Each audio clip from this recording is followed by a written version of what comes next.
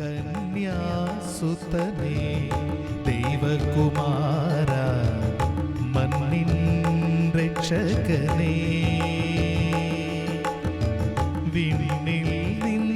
ക്രിസ്തുയേശുവിൻ്റെ നിസ്തുല്യ നാമത്തിൽ ശുഭസന്ദേശത്തിലേക്ക് സ്വാഗതം. വിശുദ്ധ വേദപുസ്തകത്തിൽ യോവേൽ പ്രവാചകന്റെ പുസ്തകം 2-ാം അധ്യായം 32-ാം വാക്യത്തിൽ നാം ഇപ്രകാരം വായിക്കുന്നു: എന്നാൽ യഹോവയുടെ നാമം വിളിച്ചപേക്ഷിക്കുന്നവൻ ഏവനും രക്ഷിക്കപ്പെടും.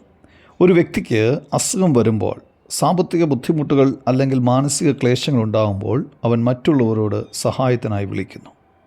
അങ്ങനെ ആരെങ്കിലും അവനെ ആ അവസ്ഥയിൽ നിന്ന് കരകയറ്റാൻ ശ്രമിക്കുന്നു.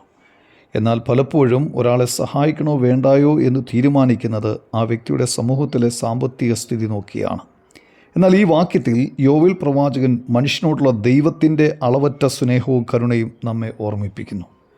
നമ്മുടെ സ്വർഗീയ പിതാവ് ഭൂമിയിലെ ആളുകളെ പോലെയല്ല ചെയ്യുന്നത്. ഭൂമിയിലെ ആളുകൾ സ്വന്തം താല്പര്യമനുസരിച്ച് വ്യക്തിലാഭങ്ങൾക്കായി സഹായിക്കാൻ തിരക്ക് കൂട്ടുന്നു.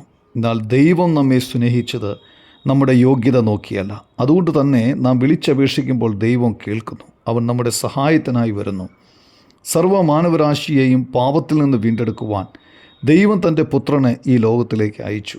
അവൻ മനുഷ്യൻ്റെ പാപഭാരം സ്വയം ഏറ്റെടുത്ത് ക്രൂശിൽ മനുഷ്യന് പകരമായി മരിച്ചു, അടക്കപ്പെട്ടു. 3-ാം ദിവസം മരിച്ചവരുടെ ഇടയിൽ നിന്നും ഉയർത്തെഴുന്നേറ്റു. ഇന്ന് പാപമോചനത്തിനായി വിശ്വാസത്താൽ അവനോട് വിളിച്ചപേക്ഷിക്കുമ്പോൾ അവൻ പാപങ്ങളെ ക്ഷമിച്ചു നൽകുന്നു. അവർ രക്ഷിക്കപ്പെടുന്നു. അവർ ഒരു പുതിയ ജീവിതത്തിലേക്ക് പ്രവേശിക്കുന്നു.